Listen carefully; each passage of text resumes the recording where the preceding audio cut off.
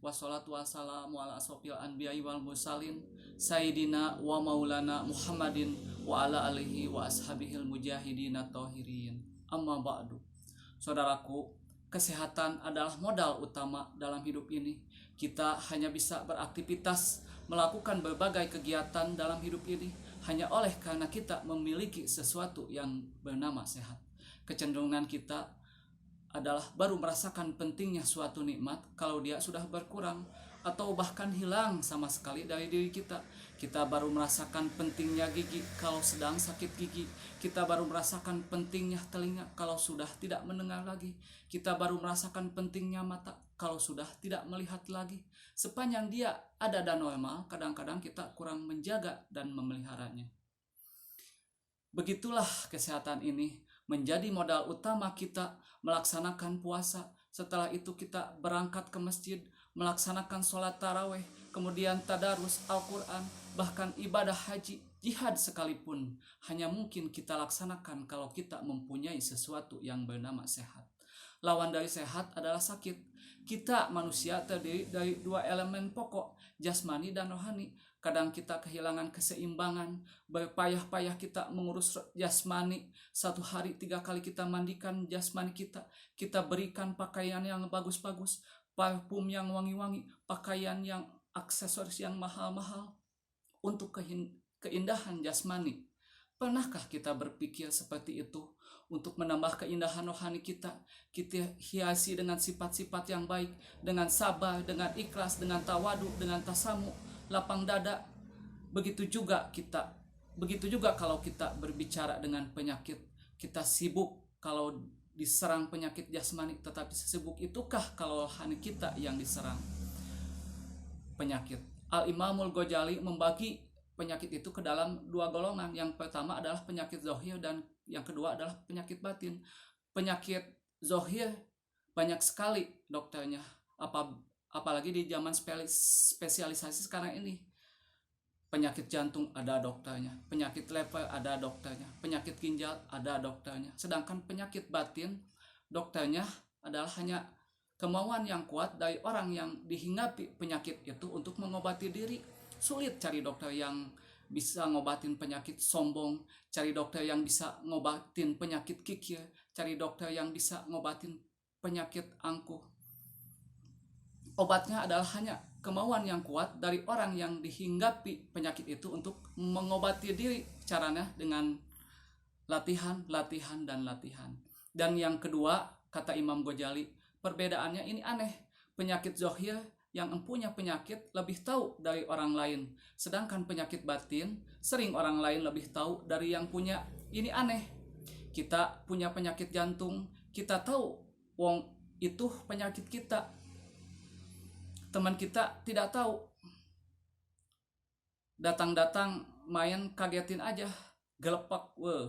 Yang punya penyakit tahu, orang lain tidak tahu. Tapi kalau penyakit batin ini aneh, orang lain sering lebih tahu dari yang punya. Kalau kita sombong, kita tidak merasa, kita anggap sikap kita wajar saja. Kalau kita diserang penyakit pelit, kita merasa, kita anggap sikap kita wajar saja. Kalau kita diserang penyakit hasut, kita anggap sikap kita wajar saja. Orang lain yang tahu. Karena itu sahabat Umar bin Khattab radhiyallahu an kerap kali kalau berkumpul dengan sahabat seringkali bertanya, "Hei, kau lihat saya sombong apa tidak? Kau lihat saya pelit apa tidak? Kau lihat pada tingkah laku saya, apa ada tingkah kekafiran atau tidak?" Kalau orang lain itu memberitahu pada beliau, bukan malah senangnya hati beliau. Tidak jarang yang memberitahu itu diberikan hadiah oleh beliau. Ini bedanya kita dengan Sayyidina Umar. Kita diberitahu, orang lain malah marah. Kenapa? Gue lu urusin diri, lu aja yang urusin. Jangankan kita mau bertanya, melakukan introspeksi tentang kekurangan-kekurangan kita, diberitahu orang lain pun kita kadang salah terima. Inilah penyakit batin. Dan yang ketiga ini yang paling dahsyat. Sehebat-hebatnya penyakit jasmani, dia hanya merusak dunia, paling-paling mati. Tapi kalau penyakit batin, merusak dunia, menghancurkan akhirat. Kita diserang kanker, mati resiko dunia saja, kena ginjal, paru-paru, darah tinggi, mati, resiko dunia saja tapi tidak berakibat akhirat. Maksudnya tidak ada nanti penduduk akhirat ditanya kenapa kamu masuk neraka, kanker pak, ginjal pak, juga tidak. Gak, yang menyebabkan penyakit neraka yaitu penyakit rohani. Kata Imam Ghazali, penyakit rohani itu kalau diserangnya kita, rusaklah dunia, hancurlah akhirat. Kita diserang penyakit sombong, di dunia dikucilkan dari pergaulan, di akhirat juga jelas tempatnya. Kita diserang penyakit kikir dan bahil, bin pelit di dunia. Siapa yang mau bergaul dengan yang pelit? Walaupun kita sendiri kadang-kadang pelit, tapi di akhirat juga tempatnya. Jelas, hasut, iri hati, menggerogoti amal sendiri. Di dunia kita sudah hidup, di dunia kita sulit hidup karena susah melihat orang senang, senang melihat orang lain susah. Itu tandanya dengki.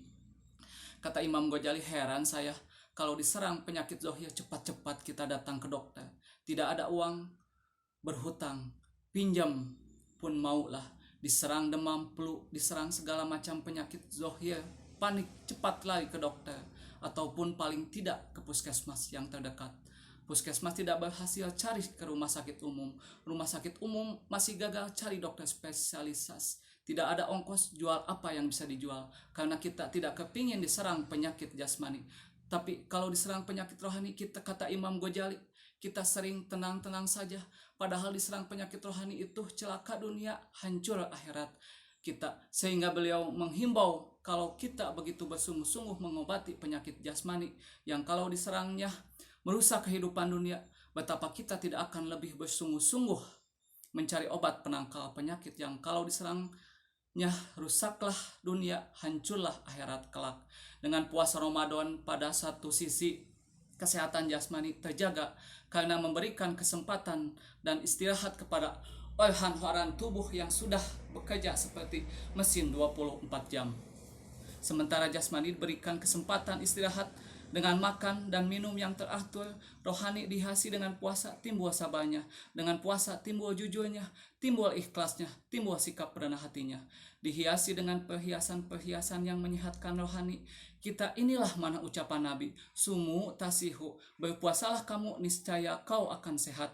Bukan sekedar sehat jasmani, tapi rohani juga. Karena itu kita sering berbangga dengan perhiasan jasmani, dengan berbagai merek yang kita pamerkan kepada teman-teman kita. Kita pakai jam tangan Rolex, kita pakai baju Versace, Gianni Versace, kita pakai tas Louis Vuitton, payah-payah kita menghiasi jasmani. Sementara rohani kita merana, sakit, kering, kerontang, kita nyaris tidak pernah memberikan perhatian.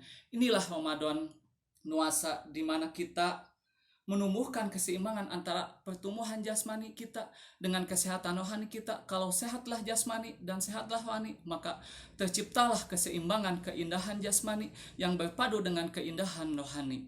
Itulah bentuk yang kita dambakan dalam menjalin kehidupan ini. Semoga puasa yang kita laksanakan mengantarkan kita ke ranah tumbuhnya kesehatan jasmani dan lebih-lebihnya kesehatan rohani. Demikian kata-kata yang saya berikan, semua bisa bermanfaat bagi kita semua. Wabil taufiq wal hidayah. Wassalamualaikum warahmatullahi wabarakatuh.